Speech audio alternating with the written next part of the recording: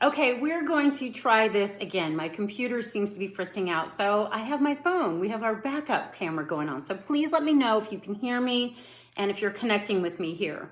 And we'll continue the conversation.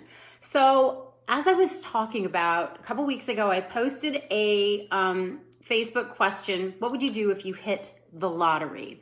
And it was the most participated question I'd ever posed. 97 or 100 people shared their input about what they would do if they hit the lottery. And as I was mentioning before things went offline a little bit, years ago I was with somebody who was extremely wealthy, and I feel like his prosperity was not my prosperity. And as he continued to increase and expand in his career and prosperity, I sabotaged things. I kind of fritzed out. I couldn't handle the situation because my inner container wasn't such, my inner sense of value and worthiness was not such that I could sustain it. So after that relationship fell apart, it was like my house was brought down to the foundation, and I really had the opportunity to start to rebuild my life on that solid foundation of self-love, learning to love myself, and worthiness. And I gathered a lot of tools on this journey as I rebuilt my dream house. And today my life is prosperous, not because I've manifested something out there, but because I believe I've cultivated the in here environment that now my out there is a reflection of that. So I feel at this point, my life is extremely prosperous, and it's going to be able to sustain itself long term. So something that we can do to start to experience more prosperity in our lives is to really get into the feeling state, the energetic feeling state. And let's see if I can bring you on camera. What we can do to expand into our prosperity is imagine what it would feel. What would it be like to be incredibly prosperous, to have that sense of feeling, whatever that is for you? For me, it's a sense of freedom. It's a sense of creativity. It's a sense of connection with life. It's a sense of being loved. And as I practiced that feeling state internally, as I got into the experience of my imagination and being prosperous, my life started to reflect some things back to me that were perhaps a coincidence, but I don't believe in coincidence. Hi, Brenda, how are you? So, what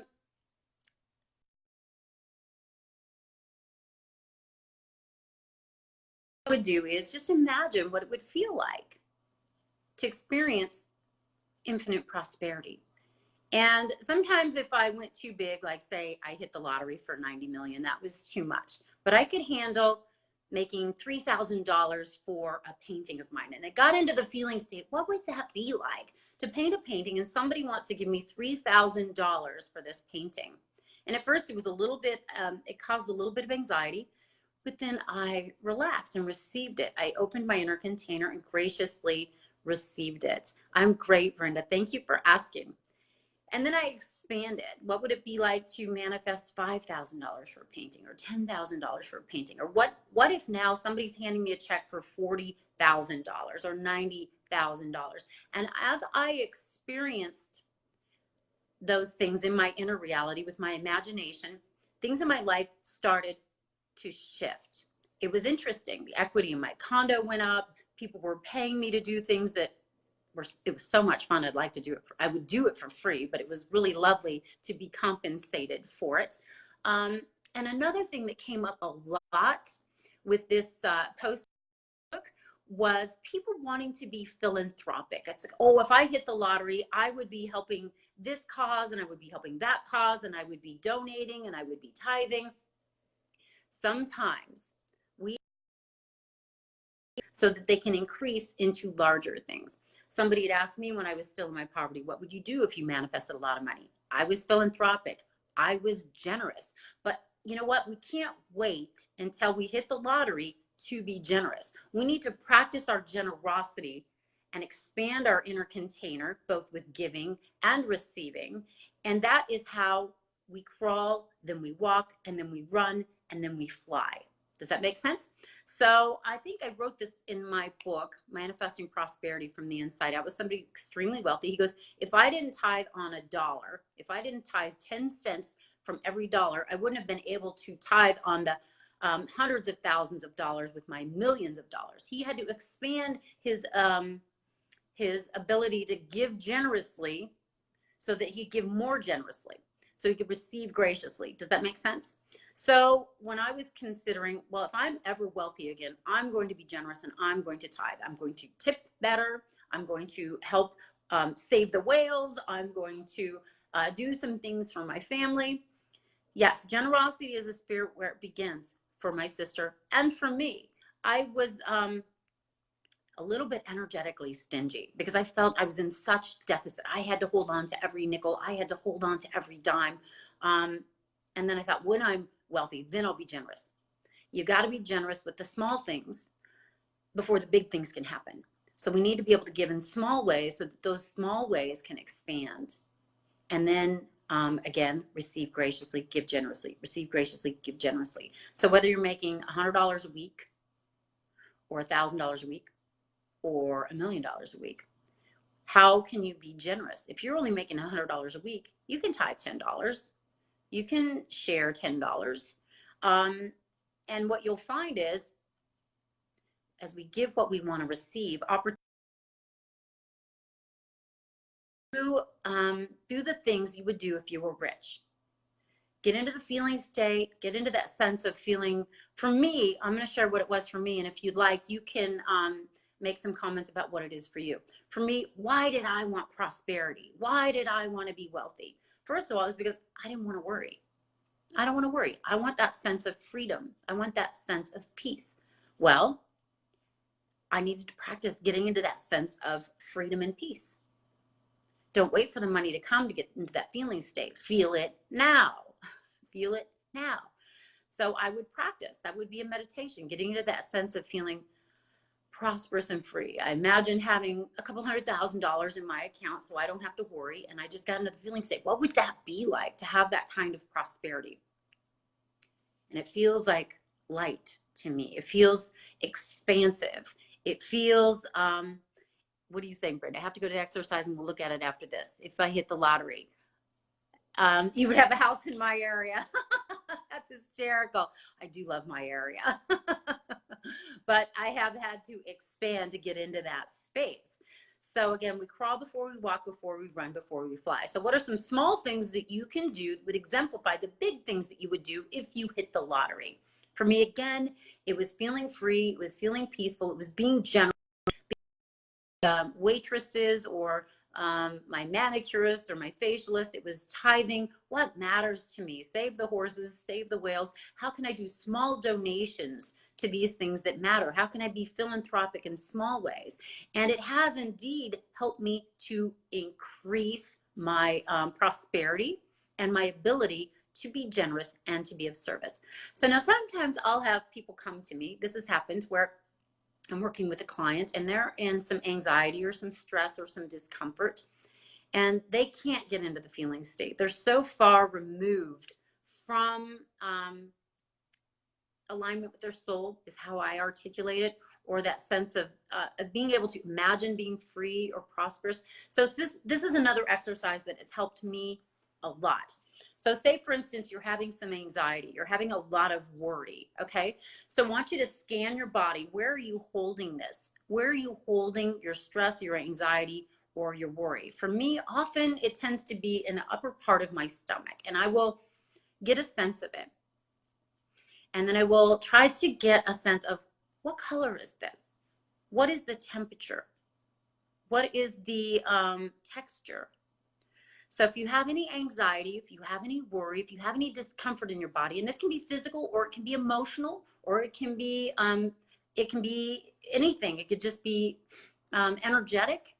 So if I have stress or anxiety or worry, scan my body. It can be about prosperity. It can be about anything. Get in touch with where you're holding it. Maybe it's in your chest. Maybe it's in your stomach.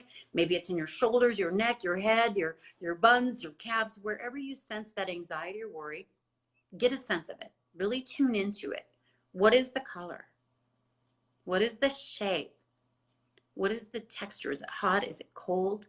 Is it dense? Is it like a cloud? Is it airy? Is it steel? Get a sense of where that anxiety is residing in your body, or that worry, or that discomfort. And then imagine, if you will, taking it out of your body and holding it in front of you. Okay? So that energy doesn't need to be in your body right now. It's outside of you. And then just imagine bringing that sense of light and peace and comfort into your physical self. Breathing light in. It's now outside of you, so you don't need to hold it inside of you. Bye, Brenda. Come back later.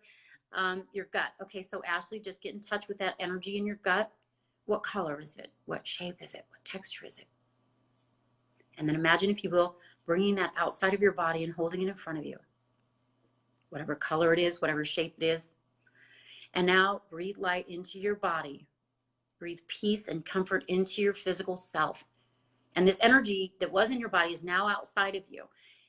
And you can ask it, first of all, acknowledge it. Thank you for being here with me now. What is it you want me to know? What is the message you have for me? Obviously, there's information in this, or it wouldn't be inside of you.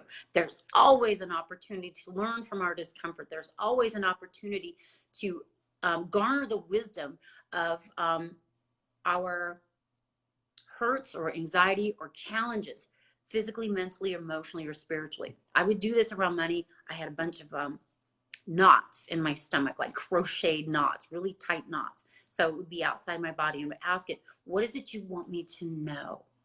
What is the message you have for me? And then really listen to what the message is. It may not make sense, or it might. For me, it was like, I'm just all tangled up inside. Why are you tangled up inside? Because I feel I'm not supported. I feel unworthy. So whatever you feel, bring it outside of your body, breathe light in your body, ask this energy what the message is. What does it want you to know? What does it need from you so that it can relax? What is the wisdom? What is the opportunity? Is there an affirmation that you can create around the wisdom that this thing is sharing with you to help you experience more peace and freedom and flow and grace and ease in your body? Because as we can take responsibility for our inner reality, as we can get into the feeling state of more peace, grace, freedom, and flow, our outer reality is eventually going to be sharing synchronicity or coincidence or God winks or grace. And then the only thing we have to do is say thank you and acknowledge yourself for the willingness to do this work, for the courage it takes, for opening your mind and heart, for doing these exercises. So I know I did this exercise with you once, Tonda, and it was revelatory. We were talking about, what was it? It was your feet. Your feet had information about support that you needed. They wanted insoles, they wanted smoothies, and massages and acupuncture, because we created a acronym about it, SAMI. So, and Tonda, that is such a great point. I'm glad you're bringing it up. It almost always boils down to fear. And that's been true for me. If I untangle any of the energetic challenges in my body, it's always about the fear. The prosperity, not having enough, it was fear. The anxiety or the worry, it's fear. It's that sense of not feeling loved, that sense of being supported by the divine. And if you're familiar with the Course in Miracles at all, or even if you're not, there's fear and love going on. And from my perspective, what we're trying to do is shift our human experience from one that is primarily fear-based to one that is love-based. And we do that through taking responsibility for our inner reality, one step at a time. And eventually the fulcrum will flip over where we are more love-based. We have to be consistent. We have to be diligent. And I'm just sharing with you the tools that have worked for me in regards to going from a very fear-based life of poverty and pain to a life now where the teeter-totter has flipped over. And my reality now is very peaceful and love-based and prosperous. But we have to be willing to do the inner work, and we have to be willing to take some action steps. So like I was talking about with the lottery, you want to get into the feeling state. You want to get into that sense, I have all this money in the bank. I'm free. I'm peaceful. I'm prosperous. I'm generous. And then you take the action steps in outer reality. What would you do if you were prosperous? You would tithe. You would be more generous with tips. You would perhaps share more generously. So you do the inner work, you take the action steps. And in regards to dealing with the anxiety or the worry inside of yourself, scan your body. Where is it? Where are you holding it? What color is it? What shape is it? Bringing it outside of your body and being able to have the conversation with it. What is it you want me to know? What can I learn from you? What are your intentions? And then listen. And then ask if there's any action steps that you can take to support it. What does it want from you so that it can just relax and feel better? Often, the anxiety or stress or discomfort in our body, it wants the same things we want as a human being: to be seen, to be acknowledged, to be listened to. There's always wisdom in our physical challenge, disease, dis-ease. Where are we uneasy? And how can we listen to that unease or dis-ease to garner its wisdom, and then create the space for it to become more comfortable, more peaceful? And typically, attention, affection, appreciation, listening, love, that is what helps us heal. That's what it helps.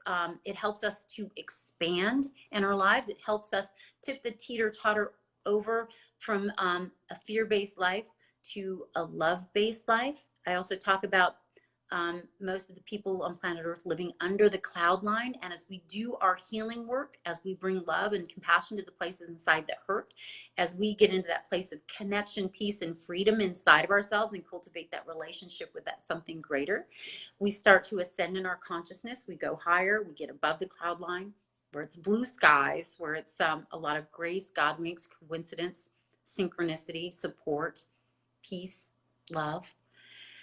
And it's freedom. It's heaven on earth. But we don't get there because we've actually hit the lottery. Most people hit the lottery or even manifest the relationship that they think they want, or maybe they manifest their ideal weight if they've been struggling with their health. If they haven't done the inner work, if they haven't established that place of worthiness or that inner container, are able to reside in that place of worthiness and peace, whatever it is they've manifested from the outside in, they will not sustain.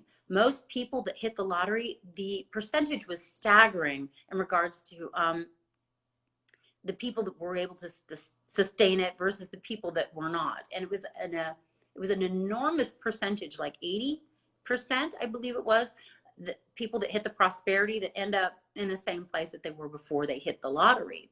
So we want to be able to do the inner work. We want to be able to take the action steps. We want to treat, that's the prayer and the meditation, visualization, getting into that inner feeling. And we want to move the feet. We want to be able to take the small action steps in the direction of our dreams. That's what creates that that balance and that flow and that harmony as we continue to expand. So I hope this makes a little bit of sense. I know I gave you a lot here in regards to both financial prosperity and then dealing with the anxiety or worry or discomfort in your body, being able to listen to it, to be able to dialogue with it. We can dialogue with our fear. We can have a conversation with our fear and ask it what it wants us to know and what does it need for us to get to a place of more comfort and peace. So I sent out a newsletter a couple of days ago, and I think I've offered this before. I have a worksheet about shifting from a life of fear to a life of love. And if you would like that, I would be happy to gift that to you if you email me or send me a message here. Yes, Tonda, I love what you're saying here. Validating our fears, concerns, it's so important. We don't have to justify why we feel what we feel. We're allowed to feel anything that we want. We don't have to, again, make excuses or defend. We don't have to deny and pretend we don't feel it. We need to be able to feel it and hopefully learn from it, hopefully shift it in small ways so that it can really sustain itself. It's hard to, again, make that big leap from sitting still to flying. Little steps, little action steps, crawl, walk, run, fly. So to be able to have the conversation with your fear, to be able to dialogue with any place inside of you that is feeling discomfort or anxiety, to be able to have that conversation, to speak, to listen, to give, to receive, to show up in a way that is caring and compassionate within and for ourselves is how we start to attract it more in our lives, and how we can show up as a more caring, compassionate energy. And I really believe as we heal and love ourselves, we become the catalyst for healing others and actually healing the world. I believe that that is literal.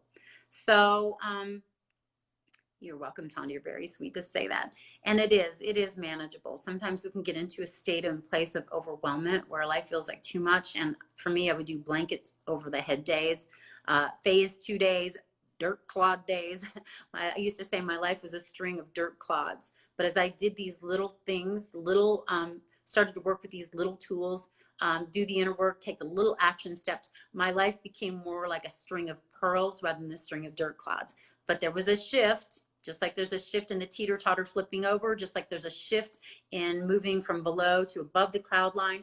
As we do the work, it was primarily dirt clods with a couple of pearls, and then it became 50-50, and then it became, more pearls than dirt clods. And it's rare for me to have a dirt clod day or phase 2 day or blanket over the head day now. That rarely happens, but I have the tools, and that's what I'm sharing with you so that you can get to the place of living above the cloud line, in a place of beautiful blue skies and fluffy clouds and rainbows and a string of pearls. I want your life to be a string of pearls. If there's anything I can do to support you. Hi, Charlotte. Happy Monday to you as well. I'm so honored you're here. I also have this worksheet. I think I said worksheet. Worksheet. I'd love to share it with you. So if you email me or text me or private message me, Tammy B, PhD, I'll send you this worksheet about shifting your reality from one that is primarily a life of fear to a life of love. And if there's anything else I can do to support you or hold your hand on this journey, it is my honor, pleasure, privilege, and purpose. So there are unicorns up here, aren't there? I see them all the time. I told my husband, if outer reality is a reflection of inner reality, you're going to see that unicorns are going to start taking over the world. And now they're everywhere. And he goes, I suppose you want to take responsibility for that. I'm like, absolutely. I've done a lot of work in here. I expect the out there to be amazing. And it is. And I want it to be for you too. Because the truth is you deserve a life of prosperity, peace, freedom, creativity, and great love. Every single one of us does. All of God's children are special, and none of God's children are special. We're all special. But we have to be able to take responsibility for our inner world so their outer life can reflect beautiful, amazing things. But you first need to know you're amazing, you're beautiful, you are worthy, and you have the power within you to create the life of your dreams. And I hope to be sharing the tools with you that have worked for me. Email me, private message me, tammybphd@gmail.com. Download my free ebook and guided meditation, tammybphd.com. Ask me questions, ask for prayer requests. What can I do to support you? Again, it is my honor, pleasure, and privilege. So God bless you. Take good, gentle care of yourself. Be in touch if you want this worksheet, if you need a guided meditation, if you have a question, if you have a prayer request, and know that you are my heart, my meditations, my prayers, and I adore you. I hope you feel that. I hope you sense that. I hope you're opening your heart to receive the bounty and beauty and blessings that are pouring down on you from your angels, from your soul, from source. And I hope to be speaking with you, connecting with you, writing to you, dialoguing with you, relating with you very, very soon. So take good, gentle care of yourself, and let's connect very, very soon. God bless you. Onward and upward. Bye for now.